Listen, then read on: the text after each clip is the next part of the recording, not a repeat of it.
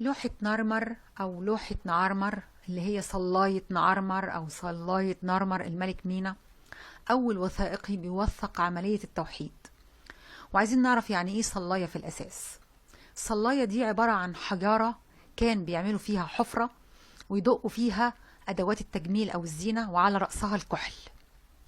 أما صلاية نعرمر دي فهي حجر وثق عملية التوحيد، وهي منقوشة على الوجهين، يبدو أنها تمثل الملك يقوم بإتمام عملية توحيد الوجهين، العملية اللي بدأها قبله الملك العقرب.